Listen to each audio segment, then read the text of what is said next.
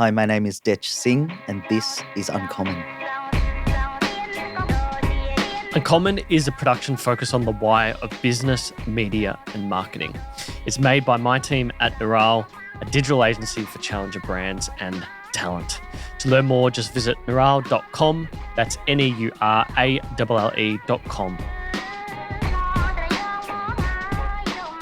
My guest this week, Detch Singh, founder and CEO of Hypetap and inaugural chair of the Australian Influencer Marketing Council. I always get it mucked up. We were just saying before off air that we just say AiMCO to people and they're like, what the what are you on about? Now, Nick gave me some notes. I hear you're a bit of a Hendrix and tonic man. I like a Hendrix and tonic. Yeah. Yeah. Are you still? Yeah, I can do a Hendrix and tonic. Is that your go-to drink of choice? Depends on the season. Yeah. Yeah, the weather, the situation. I love a beer, Okay. to be honest. But I can What's do what's your beer of choice? At the moment, I'm loving a Bolter XPA. Nice. Bolter Brew. Yeah. Who's that owned by? It's owned by It used to be independent, but I believe it could be CUB now. Oh, I think you're right. I feel like it was owned by Mick Fanning and a few others. Possibly. Bolter. I'm pretty sure. A lot They're of the like- independents are not independent for long They're these not days. at all. That's literally the model in Australia is like make a good new thing that stands out at Dan's, grow it, and then like a Lion Nathan or CUB comes along That's and buys right. you. That's That's right. literally it. We're in the wrong game, mate. We are. We absolutely are. Do you still sit down and ever watch that Peugeot 206 ad? I haven't in a while, but I do Okay. enjoy it. That to me is there's no doubt that is one of those ads that really stands out. Yeah. To me as a It's kid. one of my favorites. Yeah. It's so fucking funny. And I come from an Indian background, right? So just all the mannerisms and everything about it just struck a chord with And me. when it came out in Australia as well, there was something culturally about it because by then the Australian Indian population was well and truly established. Yeah. And I think it was run during the cricket season. I wouldn't be surprised. Yeah. So, but it was so good. It's such a brilliant ad. It And is. Are there any other ads you had like that as a kid that like really stand out? Because for me, I always had a few, and the big one was the Snappy Tom, Snappy Tom, where they sang the song about the cats. The cats of Australia have made their choice, Snappy Tom. Yeah. So there was that one, but also the John West ads. I don't know if you remember. It was a guy and he'd go like fight a bear for salmon or tuna I or do stuff. remember. Those were the two for me growing up. Were there any others that you had? I think the Snappy Tom one brought on another one, just Vegemite Kids. Yeah. Weet Bix Weet Kids. Bix Kids. Weet Bix Kids. Yeah. That was always one that just stuck in my brain. Yeah. And then they went the whole deviation of the how many do you do?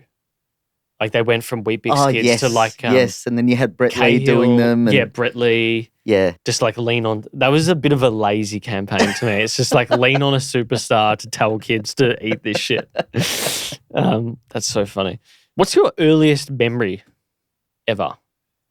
Oh, that is an interesting question. The earliest clear memory, and this is probably a strange one, is being electrocuted as a child. Shit. Yeah. Okay. I was playing. Jake is just like, what the if I really had to have a clear, I can remember things and more general things, but a clear memory of an instance is I think I was like 3 or 4 and playing on the back of an air conditioning unit. You know how they come out of a building, and I was holding the rods and I got stuck because your hands clench when you Holy shit. are electrocuted. And I remember screaming and asking people to get me off. And people were just staring at me like I was insane. And I remember it very clearly. Luckily, the neighbour heard and turned their air conditioner off. And Holy fuck, man. That could have that's killed my you. earliest clear memory. That's if unreal. I think about it. Yeah. So that was in India. like, I'm trying to imagine the unit. Yeah. So think about how the square bit comes out of that. You know, those old, this is like 1990, early 1990 or something. Okay. Even earlier. It had a frame around it and the rod came all the way to the ground and I was swinging from rod to rod, you know, just jumping, and then I got stuck on 2 of the rods. I don't, yeah, because maybe it was never a thing in Australia, but high rises were never a thing here, Mm. except for the last, like there was a period in the late 90s where you go down like St Kilda Road, a bunch of high rises. And then you have a period in like this last build up of property where you have those sort of shoeboxy type apartments. But the way, just even looking here at this complex, which is a 90s build, it's always those square units that are sort of like, what do they call them? Like condenser units, sort of. Like you have Yes. the sort of box, the split system box inside, but the actual, and then it's piped outside to the Yep. box which powers it. Yep. And then that box has like a Yeah. foam. I remember because they're starting to melt off the thing out there. It's like a foam covered wire that goes into the roof. Right. But if you touched it, you'd definitely be electrocuted. Yeah, there was no foam. Wow. That's wild. I look at it and I go, that's a fucking hazard. Like that thing's going to, because it's wood. I don't know right how I was next to allowed it. to play on it. Just That's swinging on amazing. it. Yeah. Yeah. Where It's a strange first memory to come to mind, to be honest. where in India did you grow up? I was in New Delhi. Okay. So big city.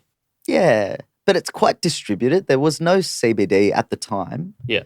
So it's just a sprawl. And so where we lived, it was just it was like an enclosed community of houses. Mm. But yeah, that's the first memory. So you must have been pretty young when you came here. I was 6. Yeah, because you've got quite the Aussie accent. Like I my didn't dad. speak English when I came though. Oh, at really? all. No.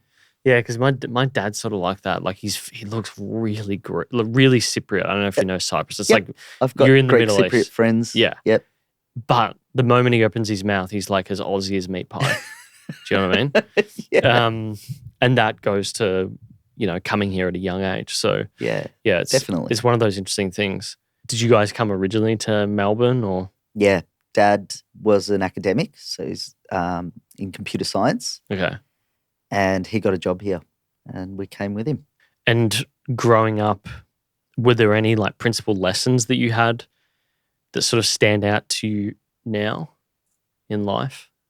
Not particularly, not anything clear. I do remember when I came here, I used to pack my bag every night and take it to the lounge room and ask my parents to take me home. Oh, really? Every night, Fuck. without Wow. fail. And how long did that go for? Probably a few months. I think it was just the struggle of not knowing the language, being very different. Not knowing anyone? I actually thought my skin was going to change color, my hair was going to I was so young. Yeah. So I had all these strange ideas about what was going to happen to me if I hung around. What suburb did you grow up in? I don't know if you're familiar with Rosanna, Heidelberg. Heidelberg, Rosanna. Yeah. We're in Viewbank, so right next to Heidelberg, Rosanna, Okay. northeastern suburbs. Yeah, right. So it's not, that's a very woggy area. It is a little bit. Like a Yeah. lot of the expat Indian community today in this modern well before you would have come here, would have gone to like Craigieburn and Yeah. sort of the northwestern suburbs. Well, my dad was lecturing at Latrobe, so and that's why. it was closer to Bundoora Yeah. at the time. Yeah, that would have been really hard as a kid. It would have been weird. Yeah, but I got used to it pretty quickly. It was fine. Do you I have settled right siblings? in. I've got an older brother. Okay. Did he feel like the He same was way? fine. He's fine. Yeah, he spoke English, probably with an accent. at Yeah. the time. But he was fine. He's very good at just getting on with it. I'm surprised at 6 you didn't speak it because I guess it's common when I speak to my Indian mates when you grow up there, because there's so many diverse languages in each state. Yeah. The common language is really Hindi and English. Yeah. So my parents went to English-speaking boarding schools. So they speak English to each other. Yeah. And the school I went to for 1 year was an English medium school. So they deliver education in English. But it was Right. just poor, right? Like I only spoke Hindi prior to that. But I had exposure to English, but I was a battler. Yeah. Your parents, that's interesting that your parents didn't force it. They're probably like, oh, he's just going to learn it Yeah. And over time. it's funny because they started speaking more and more English to me. And so my Hindi now is that of a 5-year-old at Yeah. best. It makes sense. Like Yeah. my dad can speak barely any Greek. Yeah, it's so sad, isn't it? It is. Him and my grandpa made me go to Greek school, but it's a similar thing. Like you just felt weird. I felt weird learning it. It's not a similar experience, but Yeah. when I look like my mum, who's sort of fair, blue-eyed, and you go to this school and everyone's quite dark, and speaking this foreign language that we don't even really speak at home. Yeah. It's weird. Yeah. It's really I weird. kind of wish my parents sent me to Hindi Same. school Yeah. because they asked me. I was 6 years old, and at the time, all I wanted to do was learn English. And Right. they said, "Do you want to go to Hindi school?" And I said, "No." And they said, "Okay." They just let me make the decision. I wish my parents had forced me. Yeah, I reckon I lasted a likewise. month. Like, I lasted a month. I hated it. I don't like these people. But you look at it in hindsight as an adult, with the awareness of an adult, and you're like, such a that benefit. skill. It's such a benefit. So you started at Melbourne High. Yes. You did Bachelor of Info Systems and Commerce at Melbourne Uni. Yep. Back in the day of double degrees. I know, right? That is Yes. weird for Melbourne. Yeah. So you must have been there just before I graduated and went there, because the Melbourne model came out like 2007 or 8 or something like that. Yeah. I think we were in one of the last batches of the double degree. Yeah, and I remember so many people were pissed, and I actually made them go to Monash and instead, growing up in the southeastern suburbs, it was like Melbourne, like, oh, we have to go to this school. But then the moment they did that, they were like, oh, no, Monash That's is right. it.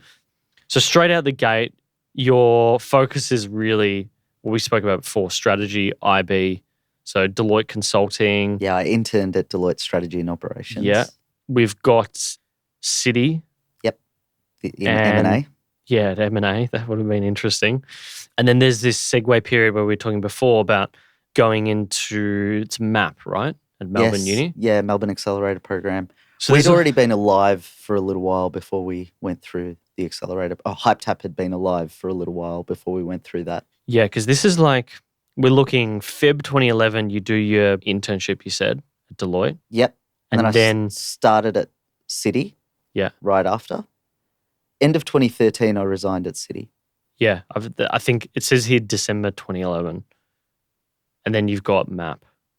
Oh. So what were you up to in between all that? And why, like, where does influencer marketing come into it? Yeah, so I think I went straight from City to, I founded Hypetap a month afterwards. Makes sense, yeah. And then Hypetap was around for a little while, and we applied for the Melbourne Accelerator Program and got in. So. Right. But yeah, the influencer marketing story is a bit of a weird one. So my partner at the time had an Instagram account that was quite well followed. And PR agencies used to just send us stuff and say, will you post about it? And we were looking at this space and we thought, man, this is a media channel.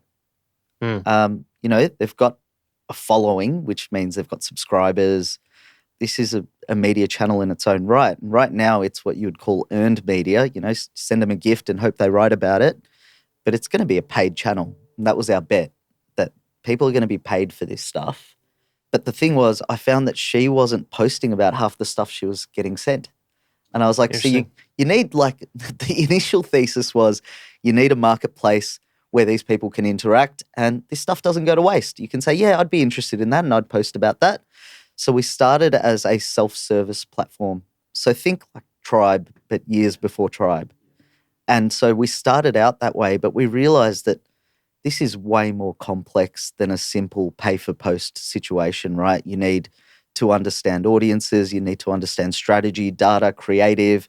It was so nuanced that all the self-service clients that were on our platform were running what we thought were pretty average campaigns. And then what would happen was they'd say, that's not an effective channel. And it's like, it's not the channel. It's actually the campaign. Like you can have a bad campaign across any media, right? You can have a bad TV campaign. You can have a bad out-of-home campaign. You can't blame the channel if the creative and the strategy is not up to scratch. So that's why we moved to an agency that's driven by our own proprietary technology. Okay, so that's where the pivot came in. Yeah. How early in did you realize that? From 2013? 2015. Okay. So it took us a couple of years. So we started out as software as a service. Then we moved to marketplace because it wasn't paid yet, right? So just to use the software, the people paying us would be the brands, but they're not transacting in dollar amounts because it wasn't a paid medium yet. And then the moment it became people getting paid for this stuff, we switched it to a marketplace model where we clip the ticket.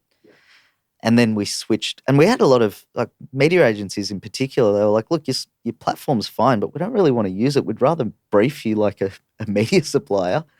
And we thought, okay, well, we'll give that a crack. because that's what the market was asking for. And we weren't, there was no ego attached to what we were doing, right? We just wanted to get the product market fit right.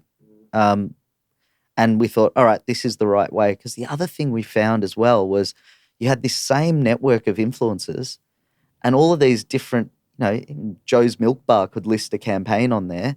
You start fatiguing the supply side, right? You've got all these people listing campaigns that the supply side, being the influencers, isn't interested in. They stop logging in. Yeah. And they stop engaging. So we wanted to protect the network for one and feed them deals that were great and exciting and thoughtful.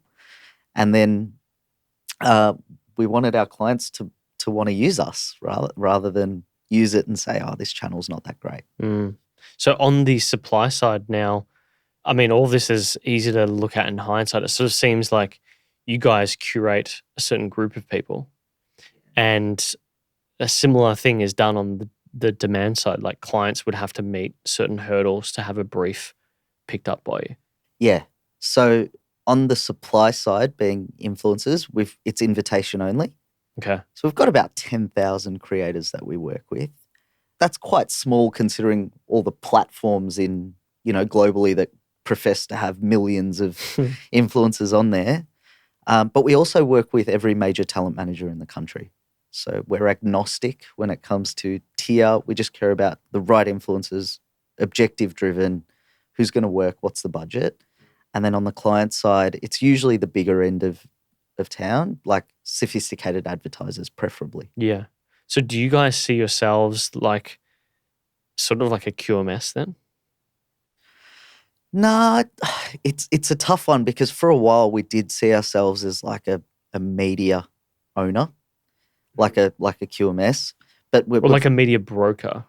Yeah, I'd say we're more a consultancy driven by tech, except we just execute on that consulting model. So we would because there's no exclusiveness about the talent, the supply side. Yeah, correct. Right, we're agnostic. So we'll consult on what the program should look like, the creative strategy, what the data needs to look like, and then we'll run it and back our strategy. So we'll put our own execution skills behind it and say, look, we recommended you do this. Now we'll run it and we'll prove it. It's like a consultancy / agency in that regard, but driven by technology, driven by data. 50% of our headcount's still software engineering. Really? Yep. Shit, that's really high. Yeah. So when was the moment when those first like 3 or 4 clients, when you realized finally that this current iteration was the correct model, when you ironed out all those kinks and things were flowing? Probably 2016, 2017, okay, to be honest. And it wasn't us ironing out the kinks. It was probably the market catching up and actually being able to understand the nuances of the category. Because what happened in the influencer marketing landscape, and this is really interesting, there was lots of different horses running on different racetracks, different business models, they were like, this is how influencer marketing needs to be done because it was so new. So everyone had a thesis on what it should look like. And in the beginning, we'd have clients, everything was much of a muchness to them, right? They were like, aren't you the same as Tribe? Aren't you the same as Vamp? Aren't you like The Right Fit? Aren't you like this other agency? And because they hadn't run enough influencer marketing campaigns, they didn't see the unique selling proposition. Once they'd run a few and tried different people, then they come and look at Hypetap and go, I see it. This makes sense to me. I see the unique selling proposition. I see how you're different because they're experienced enough in the category. So once people had done some influencer marketing, knew what their gripes were, then they saw what the solution was. But they didn't know they had a problem. Yeah. Like I wrote that in one of our notes, like 2013, Jacob and I were saying is super early. So 8 to 9 years, you would have seen it all. You've got the period of like Facebook and Instagram being king to almost now TikTok dominating. Snapchat, when it came along just before Instagram launched stories. And I remember that day so vividly because it was fascinating to me. I was like, I'm never going to use this thing ever again. Like I don't really require it. It's too much effort. That thing being Snapchat. Likewise. Yeah. Likewise, I haven't used it in years. I've still got it on my phone. I looked at it the other day and it's like, shit, it still exists, but it's not what previously was. YouTube has gone through many iterations of like demonetization, features, all sorts of things that have happened. And what you spoke about is, the iteration of how people believe the thesis of the industry is, like how to talent manage it. What's a talent manager? I had this debate with a client. Is talent like TV and film talent, or is talent also inclusive of influencers? And I argue that they're one and the same. They're just different categories. I would agree with you. We still we debated this with his clients so much that when we gave them the final component of the strategy piece, they just wanted us to take it out before they presented it internally. Really? I'm like, wow, okay. The lines are blurred. I would agree with you in the sense that influencers and talent are one and the same. Yeah. And creators and talent are one and the same, however you want to. Well, media is media. You're paying at the end of the day for the same thing, attention. So if you can get X amount of attention with X amount of authority for this price versus X amount of attention for X amount of authority at this price, then you just make a decision on what is better for you as the brand. I would agree. I don't understand how they are different things now. I don't think they are. We look at them agnostically and we say, look, your talent, where's the media value? We'll look at it a few things. Like if I was to go into the equation of pricing an influencer, it would be, what are we asking you to do? Is it long form content? Is it short form content? Is it a still image? Whatever. So the production value of that, the usage rights attached to it. How do we want to use it as a client? And the media value. And maybe a fame premium, if they've got stardom on other media, you can see why they charge a little bit more. But in very simplistic terms, that's what it boils down to, right? Yeah. No, I completely agree. And it's funny you mentioned the different platforms. Like you got your Tribes and Vamps of the world. I get so many pictures from Vamp. It does my head in because it's a great campaign. And then it's like, oh, you have to onboard on this app. I'm like, how am I meant to do this as a manager? This doesn't really work. I found the right fit's pretty good.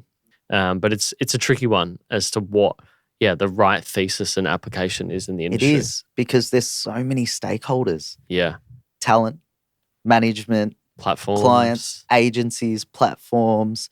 There's SaaS project management platforms that don't have talent attached to them. There are so many types of players and no one's decided what works for them yet. So to you, what hasn't changed in the last 8 to 9 years? Well, that's a good question. I think the value that it can bring hasn't changed as a category. Like you might do it a little bit differently, but the outcome can still be, business results for a client. We'll run campaigns that will sell product attributable to a piece of content. And that hasn't changed. Yeah, I'd agree with that. You're creating marketing value. And I think marketers nowadays understand. I had a good chat to Chris Houghton of Houghton & Co. and how marketers, agencies or systems like yours, us as managers, we better understand the attachment to market value or value creation. Yeah. So I'd agree with that. I feel like value creation as a objective is the thing that hasn't really changed in this space. Yeah. And the great thing is now we can quantify it a lot easier. Yeah, that is true. Even in really obtuse areas like podcasts. Yeah. I had a really fascinating meeting with ARN a couple of months ago, and they showed me that they now have pixels installed. So if XYZ brand is running a campaign, they have the pixel installed on their app. Yep. And they're obviously the website as well, and they can tell you what someone has done based off listening to your specific ad. Yep. So same deal. Hypetap's currently building a pixel for organic influencer content. Ooh, that's same interesting. thing. Yeah. Yep. How does that I don't know work? how readily I should be sharing that, but we are building one. Hey, look, if you want to cut it, you can cut it up. But the idea of a pixel, how does that get implemented for an influencer? Because that is a big issue, right? Is right now, if you run a campaign, you have codes, Genius style, Bitly style links, yep, or the actual account attached to it on the platform itself. Yeah. So we're very lucky in the sense that ours would function exactly like a Facebook pixel. So you'd attach a UTM to the link. Okay. and then someone sees the influencer content, goes to site, drops a cookie, and then if they come back to site and do something, we know it was the same person. And you can tell based on their activity that they've done over a certain period of time. Yeah. And so it goes beyond the last click effectively. So if they click, if they come to site and don't buy, but if they come back and buy, originally all you could do is they've come to site and they've purchased, we know it was them. But now if they leave and come back and purchase, we still know it was attributable to that piece of content. So how do you talk to people about the positioning of Hypetap? Like, do you, in previous interviews, it seems pretty clear that your advantage is this data and tech approach. And I'm just starting to see it now as like Hypetap is really the building out of the Facebook ads manager or the TikTok ads manager, but specific to influencers. Do you feel like that's a fair assessment? Reasonable. I think if I was to describe our unique selling proposition, it's how we enrich data to make better recommendations that lead to better outcomes. So it's that mix of consultancy, the enrichment. I mean, we've built visual recognition AI that catalogs every piece of influencer content across our network, tags what's inside the imagery. So if we want to get contextual relevance, for example, if we want to know which influencer is posted with a golden retriever, down to the dog breed, we can do that. And that gives us we'll look at it this way. When you qualify an influencer, you want to get contextual relevance. You want to see their data. So we're a Facebook, Instagram partner, plug into TikTok Marketplace. We have the first party audience data. And then we want to check for brand safety. So we built a brand safety suite. We were the first globally to build an influencer marketing brand safety suite. We can audit for hate speech, profanity, conflicting brands that they've promoted. So all that diligence lets us make a better recommendation of who should we be working with and why, and past outcomes, so past data, because we deeply measure it. And then you can say, all right, because it's so rigorous and qualified, they should produce better outcomes. And they, more often than not, they do because of the rigor that goes into the selection. I feel like, you guys really stand out because you offer context to the specific scenario of the customer. Because you've got a lot of these platforms when you run campaigns that you've got a platform that there's a really good one I've been using at the moment. I just fucking blank on the name. There's Strawberry Socials, which has been one. Yep. There is Trend Pop. Trend Pop is the TikTok one that I've been using recently. But they are almost always specific to a platform, where it sort of sounds like you guys are quite agnostic. Completely agnostic. We go creative first and see where they've got presence, and then we'll go there. But we plug into all the major channels, API, first-party data, real-time. So real-time dashboards for clients as to what's happening. I want a demo. I'd be happy to show you. Okay, so your go-to-market then, how did that change from that 2016-17 period where things started to click? Was it as simple as you going to people and saying, and contacting them directly and saying, hey, you ran this campaign, I think you could do it better, or advertising in high-intent environments like Google or social ads? Or was it as simple as people referring? Referrals was a big one. Yeah. We worked with a lot of agency partners. We work with all the major holding groups, WPP, Omnicom, IPG, Media Brands, Publicis. They would effectively use us as a partner. So all the major advertisers that they were working with, if they wanted to do influencer work, it would come through to Hypetap. Mm-hmm. Still happens. I mean, we still work with a lot of agencies as a partner, a specialist partner, but we also have our own direct clients. And the direct clients are building now because they're starting to look at it and say, actually, we want a specialist in this because the line items become bigger. Yeah, they do. Before it was, 1 or 2 pages in a media plan. Now we want a proper strategy because we're spending a few $1,000,000 on this rather than we're spending 20 grand. Yeah. So it's a big difference. And so when you're spending 20 grand, you don't really look at the specifics of it as much as you would when you're spending that much money, and you want the rigor around it. Yeah, there's no doubt about that. And do you find that the bulk of your customers today come via referral? Because I've seen a lot of PR about Hypetap recently where you have, the guy, I think was he from Red Harvest? Your new board. Oh, Mike Wilson. That's it. Yes. Yeah. So he was the executive chairman of Havas. Havas. Yeah. He launched Havas here in Australia. Did he really? So, yeah, when you have moments like that, do you think that is more informative to people than referrals, or do you think it's as simple as that referral? I think there's nothing more powerful than a client saying, these guys made us heroes. That's a really powerful thing. Yeah. For us to produce good work and people say the work is great, we like them, but the work is also great. Yeah. That's awesome. There's nothing more powerful than that. Yeah. What if I told you the way to take your brand to the next level in 2021 is with TikTok ads? A lot of our clients come to us with a problem. They need to take their brand to the next level. They're typically doing 5 to 10K a month, and they need to jump to that 25, 50K per month level. And Instagram and Facebook just isn't what it was. So what's the commonality amongst all of this?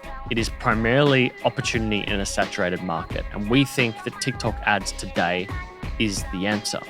Now, Neural follows a 2-phase process to guide you as a challenger brand on the way to growth. Phase 1 is all about knowing your brand and niche back to front with a focus on breaking even or getting above a break even. Phase 2 is scaling that creative to blow up your sales in the process once we've secured you as the leader in that niche on TikTok. You do this with the right partner, a committed partner like Neural, and you'll build that confidence in an area that has typically been saturated in the past. It's not a silver bullet, and we'd love to chat to you. So book in a consultation with our specialist team. Just go to neural.com/TikTok. That's NEURALLE.com/TikTok, and we'll chat to you from there. What's been the weirdest situation you've had with a new client? Like one of the most unusual campaigns that has come recently that's made you go, okay, this is interesting. Do you mean like an unusual brief? Yeah. I think I can speak to what the most challenging briefs are. I think B2B is probably the most challenging brief. And we've had a few B2B briefs, but the challenge is, if you want a B2B influencer, they tend to be C-level people who they're not really interested in creating content for it. And I think that's possibly the most challenging category. And if anyone cracks the nut on B2B influencer marketing, I'm sure there'd be a lot of interested people. Yeah. B2B, I've had it before where B2B brands have come to us and say, we want to run an influencer campaign. I'm like, why? And how? Like how? Yeah. How's this going to work? Yeah. We've done stuff like we've done Telstra Smarter Business. We've done stuff targeted at small business. Yeah. But that's possibly a bit easier than really big B2B stuff where you need C-level people creating content. It's challenging. Yeah, actually, there's a good campaign that was done in the last 2 years. I don't know if you remember before COVID, there was the MYOB small business campaign, and you had like Sam Wood and a bunch of other notable people talking about how MYOB changed their business. Now, it was actually more of a TVC, wasn't it? Yep. Yeah. So it wasn't. I'm sure it transcended to social in some way, shape, or form. Yeah. And I thought, okay, this is actually a really, really good approach. I thought this was a good campaign. That's a smart way to do it. But yeah, I know what you mean. Like, how would you run an influencer campaign in the finance space? You know what? And why? I don't know if many would want to do it. You know what? We have a lot of finance clients. Really? Yep. So Up, the Neobank, Latitude. Yeah. But I'm thinking more like B2B. Very difficult. Yeah. Very difficult. The only way you could do it is you have like a round table type event. Yeah, it'd be a content-led kind of thought leadership. Exactly. Good old thought leadership. Yeah. I love that term. So one of the topics I wanted to cover was professionalism. Obviously, you lead AiMCO. There's a bunch of different working groups. We're speaking recently about, getting more influencers involved in the professional side of the industry. And this is a conversation I have with people on our roster. And the perception of influencers in the media is quite narrow. It's obviously, heavily diva focused bikini babes, like lifestyle type stuff. They just make all these sorts of assumptions, but the type of people we work with today is varied. Like it's comedy, it's gaming, Correct. it is life, it is mum and dad, it is home and garden. Like there's so many different things. That's right. You know, the piping from organizations like Linktree are getting more prominent. The Hypetaps of the world are becoming more prominent. What do you see as like the greatest issue for a lot of influencers in their own professionalism? Is it something as simple as having a media kit, having an identity on what fits for them, having a contact point, having a email? Like, is there things that you think will help change that perception at all? I think the most important one, and this by no means is intended to sound condescending, just saying what you do and do what you say. Deliver stuff on time, get drafts into clients on time.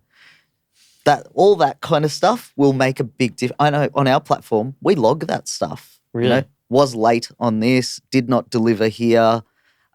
This was really challenging. Maybe reconsider working with this person, because you've got clients that are working to campaign timelines. They've got flighting schedules for content. And if influencer just decides they're not going to deliver it on time and they'll just deliver it next week, that's the most challenging thing around professionalism for me. Really? And certainly for Hypetap, that they're the most, it's like just agree to something and then do it. Yeah. That's the most challenging. Yeah. And that can come down to managers as well, managers being on top of people. Yeah, and sometimes it's hard for the managers, right? Because we deal with some talent directly, but you can only do so much. If they ignore it, they're a person in their own right. Yeah. It's pretty tough. What's the percentage then, do you think, of talent as a cohort that don't deliver well or deliver on time? 30%. Really? Yeah. See, I would have guessed like 5%. I'd say it's 30. And that's why we're there to make sure stuff happens contractually, this way, that way, all the little gaps in if we weren't there, I'd say it would be 30%. I mean, our campaigns don't run that way because we've got so many things in place. There's 8 years of process to make sure we've had that happen before. We're not going to let that happen. We'll put this in place. But if you let it run rogue, it'll be at least 30%. You're right. I reckon. 30%. Because you just have to, we send reminders. We have all of these things in place to make sure that stuff just gets delivered the way a client would expect another sophisticated category to function. Yeah, that's the issue, isn't it? It's that sometimes people aren't used to the corporate expectations. But they want to get paid corporate rates. And they do, yeah. Yeah. They want to get paid accordingly. Yeah. If you want to get paid that way, that's fine. We'll pay. We'll pay for reliability. You know, it's one of the reasons at Hypetap we don't typically do gifting campaigns, because it's like we'll pay to have an outcome. Yep. Like we'd rather pay as long as they know there's an obligation for that payment. Yeah. Yeah, there's something really annoying about gifting campaigns to me. Like we have a policy that generally we don't do them.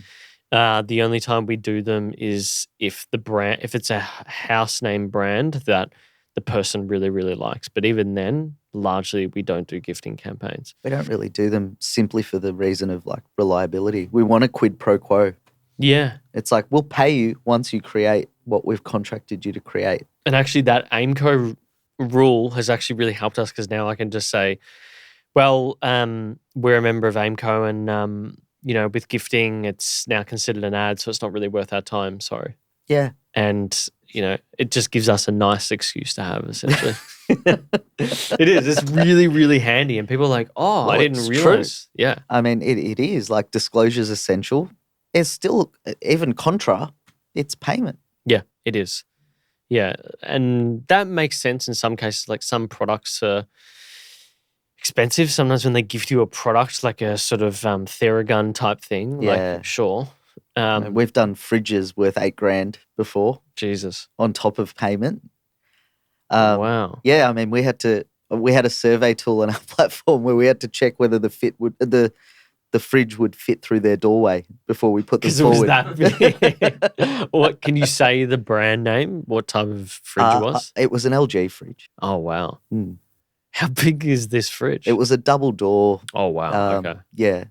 Dude, that is one funny thing is like when people buy certain things for the home and it doesn't really fit getting into the home is always really funny. I've had instances of that. Like my parents moved out of their house and they'd had a double door fridge and the new house they moved into was quite small and they couldn't get it through the front door. That's so sad. So they had to sit in the garage for a bit while they got like a window taken out to put it back in. just absolutely ridiculous. And actually the funniest one is here. We used to have a table for guests, like well before we had staff and it was just Lauren and I. We'd have a table. The thing was drilled into the table, this little arm, so to speak. Yeah. And we'd sit and we'd do the interview.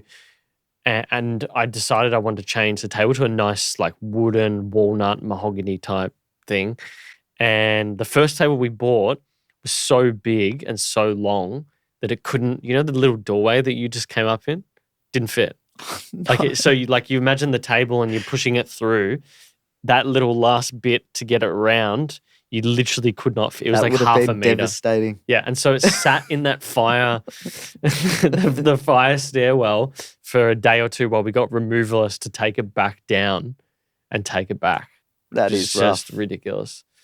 But we got a table in the end. And then after all that, we went to this sort of setup where no one... I like this setup. Yeah, it's a good setup. I think not having a table, it's kind of nice. You can see people's body language. It's a better use of space. Like this used to be really, really crammed in here. Like it feels is now. very spacious. Does it? Yeah, it does. It feels okay now, but it used to be super duper crammed. Okay, so professionalism, know your shit and execute on it, Yeah, basically. Just deliver what you say you'll do. Yeah. That would be lovely. What is there anything else in particular that stands out that people don't execute on? No, I think generally, most creators, to be fair, are very well intentioned. They want to do the right thing. They want to create good branded content. They want to deliver. It's just that professional element around. Yeah. I think they take it a little bit easy around like, oh, I can just do it tomorrow. What about talent managers? What do you think talent managers are leaving on the table?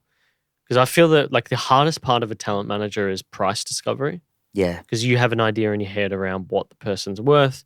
Yeah. Brand has a budget. The agent, Hypetap, an agency, whoever it may be, has an idea of what they can allocate and value that they underpin on that person. How do you reckon managers can be better at price discovery to work out to get a deal done? Yeah, I think that's really a good point. Like we've looked at pricing for years. And like I said, that really simplistic model around what are we asking them to do, usage, media value, plus any premiums attached to stuff is a good way to think about it. But then what's the number for each one? We work towards different things. So we'll price each of those things differently. And internally, we've built calculators and forecasting tools around how we should price someone. But it's such a complex thing that there may not be an agreement on the other. They'll be like, that's too cheap or that's too expensive or whatever it might be. It's challenging. And to your point, different brands have different budgets and different expectations. On a simpler note, like when something is really fast turnaround, we might be willing to pay more for that because it's like, look, we know we're putting you out. We know we're asking a lot of you.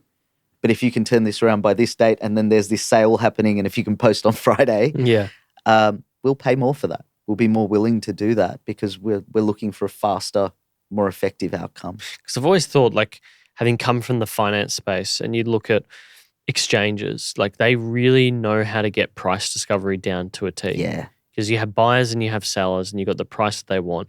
But there are different mechanisms that they use to draw people to get a sale so they can get the commission better.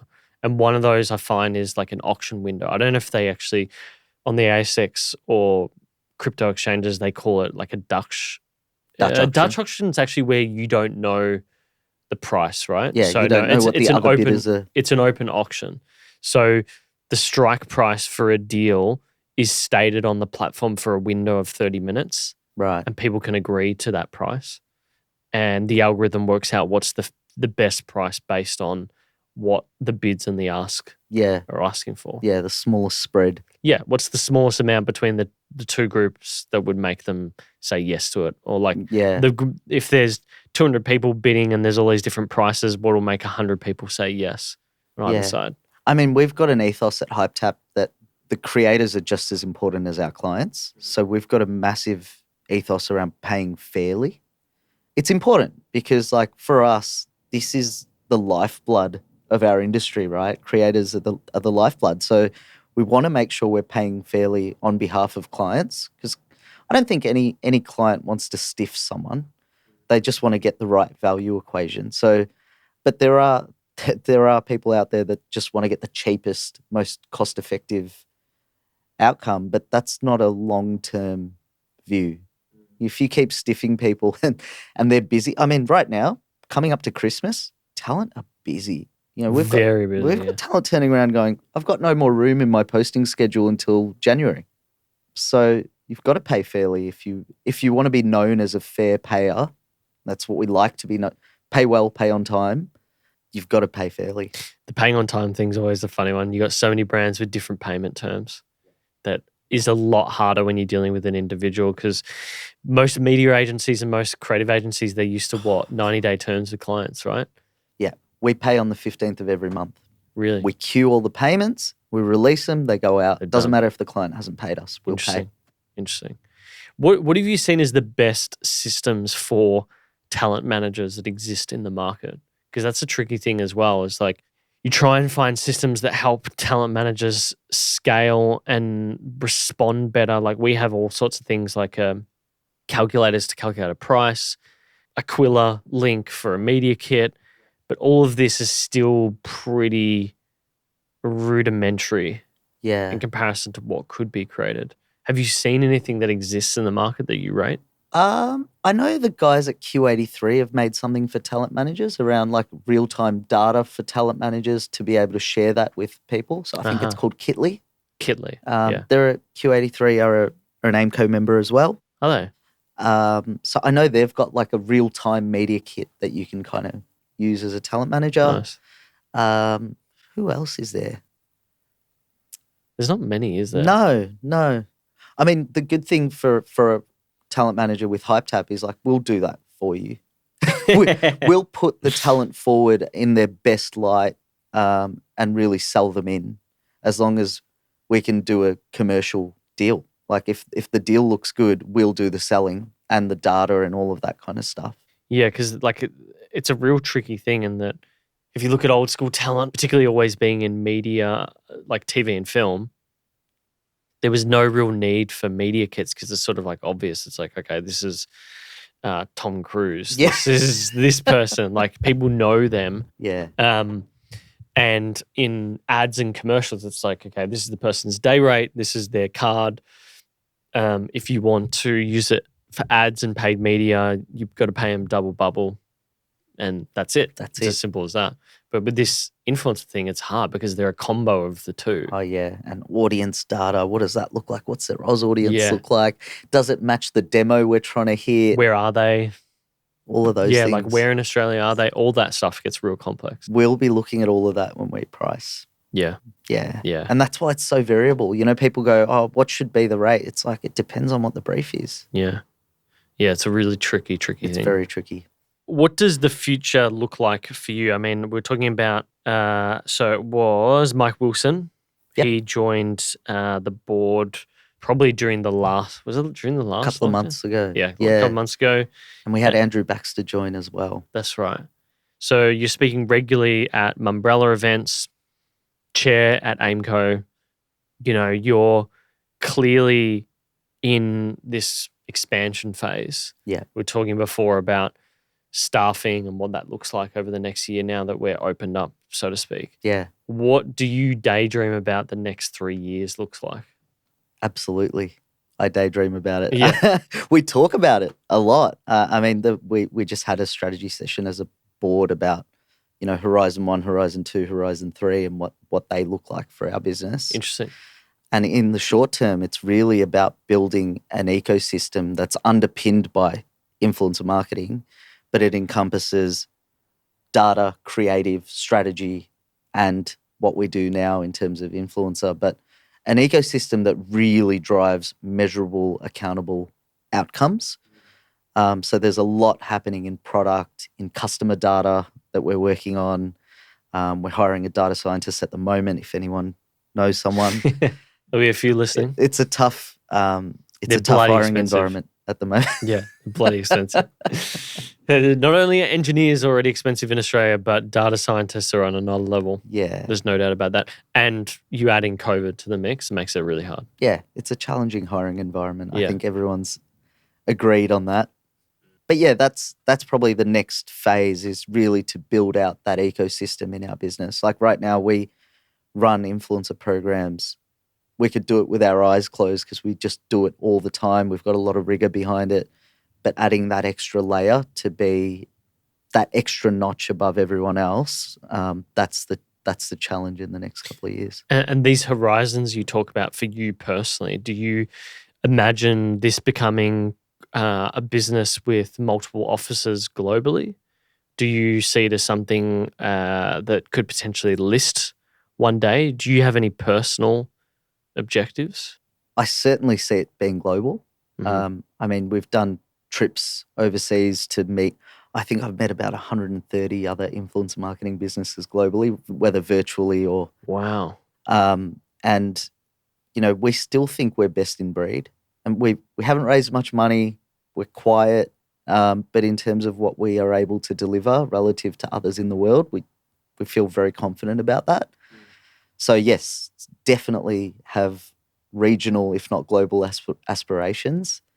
In terms of an exit, we're not really looking at the business that way. We're looking at it like add value, have strong unit economics, build a business that's great. And look, if someone taps you on the shoulder one day and the offer's too good to refuse, then yeah, maybe we'd look at it. I wouldn't be doing my job to our investors if we didn't look at it. But at the moment, we're just focused on building something great. Yeah. And do you imagine yourself doing this for 20 plus years? I could. Yeah.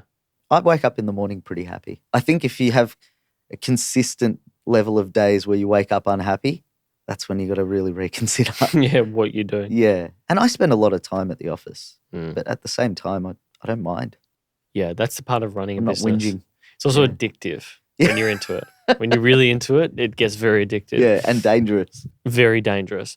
Who then are the leaders that you respect in this space? Like I, as a talent manager, look at someone like an Ari Emanuel, Okay. Yep. IMG, WME, or Endeavour now as they're called. And I look at that and I go, okay, this is a guy who went from manager representation to licensing to super agent representation / licensing to understanding that the next pivot was really around ownership of assets, Yeah. of media assets. Built great businesses. Built an amazing business. Mm. And yes, he had private equity partners to back him in the process. So Yep. that makes things a little bit easier. Yeah. Is there someone like that you have? I think because the influencer marketing space is relatively new, in our space directly, I think we've got a lot of peers that we respect. The Influential in the US is a good example. The GOAT in the UK, great example. They're all doing the GOAT agency. Yeah. Really? Yep. Have a look. Have a lot of respect for, we've seen work they're doing, content they produce. I think there's just a good amount of healthy respect for other players in other regions doing really good work. But yeah, in terms of what we aspire to, I think it's tough because it's such a new space and it's changing so much and no one's really paved the way in this category yet. What about from the old media business? Are there any brands that you look at and think they really changed the game and that's something that we can model ourselves off? Because that's really how I see Ari, is it's a very different field and I wonder if we can do similar things that he did, but more digital. Probably not off the top of my head. I think if you gave me some time to think about it, definitely. Yeah. But probably not front of mind. There's a lot of business leaders I have a lot of respect for. They're leagues above where we are. Anyone in particular, like an Elon? Bezos Yeah. is a great example of I like what Elon Musk has done as an entrepreneur, but in terms of like respecting the business that's been built, I've got a lot of respect for Amazon and what they've built and the vision behind it and the rigor and the perseverance and trying new things and making bets in completely, adjacent but different categories. You have to respect that. I highly recommend people read. I've got all of the Amazon annual reports and I've read them all. But Wow. the first one that he always has in the annual report every year is fascinating, and it really shows like they're just going to go after people's margins. They're going to go after these businesses and blah, blah, blah, and just keep going and going and going. Yeah. It's really fascinating. Relentless. Absolutely relentless. And it's scary when you hear him do that laugh and you're just like, okay. So I think we should jump into some rapid fire questions to Sure finish thing. things off. We're speaking about leaders before, and just before we get into these rapid fire questions, I was curious. You've done a lot of these interviews, or a lot of interviews, podcast interviews and the like.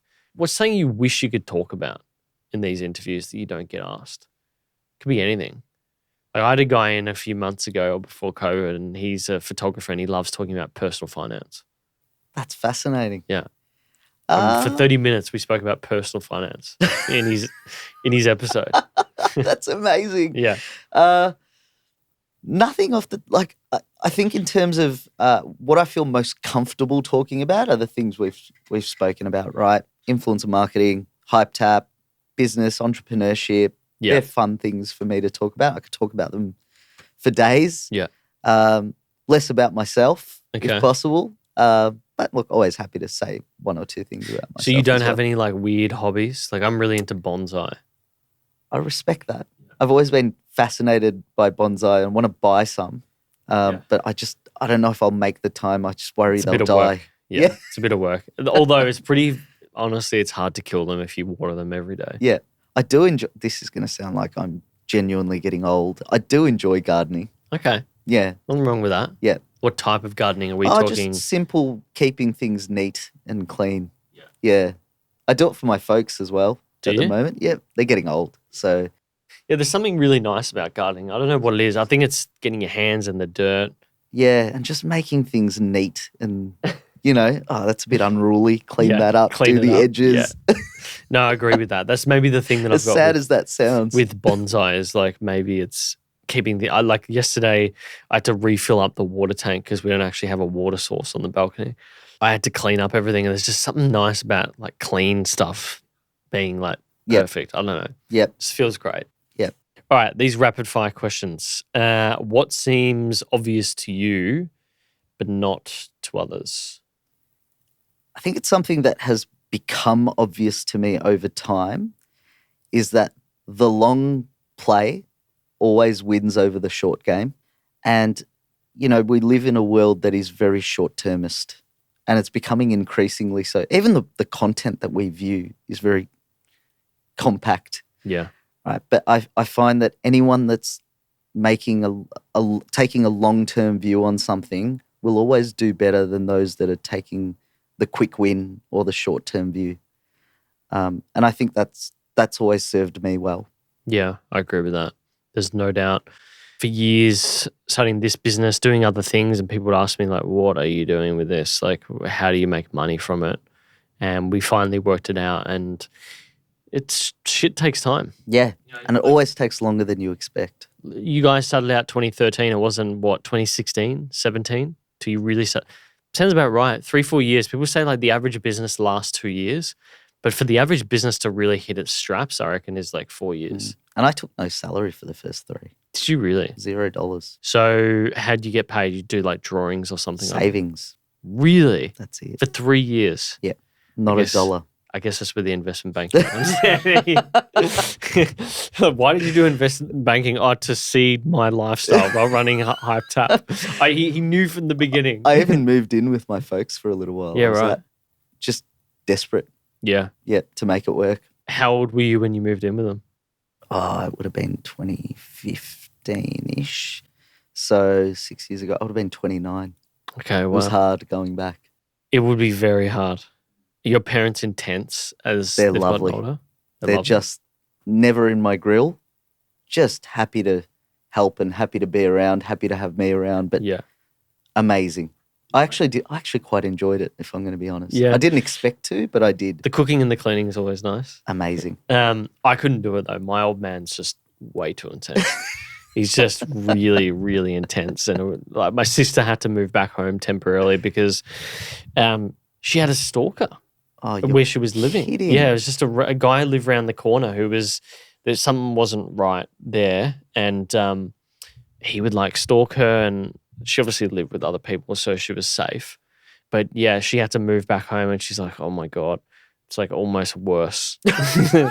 I'm like, shit. My dad's just a really intense guy. All right, last question for you. What's a quote that you live your life by, or just a favorite quote that you think about often? All right. Again, this answer is going to sound a little sad. But our high school motto, I never understood it, right? I never valued it. It's honour the work. It was Okay. at Melbourne High. And actually, if you look at the long form of that motto, it's actually honour the work and the work will honour you. Mm-hmm. And that I understand a lot better.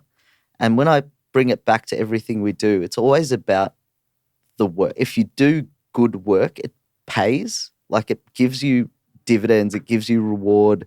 I always find that when we put the work in, you get something out of it. Mm. I don't know if I live by it necessarily, but it's something that I respect and I can totally understand its truth. Yeah. It Yeah. always yields. You live by it indirectly, Yeah, and you've only realised that over time. that's right. Yeah. No, it's a good school motto. I went to Brighton Grammar. I was lucky. My brother got a scholarship. He's studying to be an actuary now. So he's Wow, just must be a he's smart man. very smart. And we got a scholarship and we went there, but the school motto was so weird. It's Meliora Secuma. Just can't remember what it actually fucking means.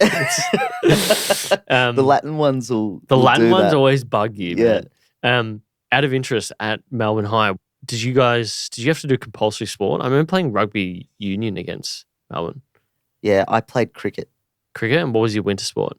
I played soccer. Okay, yeah. Yeah, Yeah, I was very into cricket. were you? Highly competitive in cricket. Right. I could never get into cricket. Mm. I think it's just being Indian is probably part of it. if you grow Jesus, Siri just jumped out at me. If you grow up with something, it's like saying to people like AFL. AFL's massive here. If you grow up on it, if you're in Europe, it's soccer. Yep. I can understand that. Detch, thank you so much for coming in. It was my pleasure. Where can people find you on the interwebs? www.hypetap.com. Okay. Definitely. Where are you most active on social media? Probably LinkedIn, if I'm going to be honest. You're not an Instagram guy? You're not doing TikToks? Very private on social media. Really? I don't post. I'm very private. Interesting. Mm. For a guy that's in the social media space. I'm very appreciative of good content. Yeah. So I'll view content. I won't post anything and I'm highly private. Interesting. Well, we'll make sure we link the website, the LinkedIn and everything. But I'd be grateful. thanks for you. coming in. My pleasure. Enjoyed it. Thank you so much for checking out this episode. If you liked it, do subscribe. And of course, like it on YouTube if you're watching as well. We'd really appreciate that.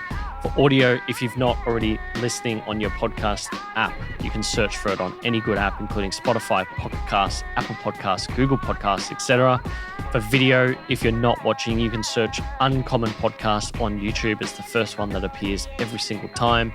For behind the scenes, do follow us on Instagram and TikTok. It's at uncommon_show. But until next time, thanks for tuning in.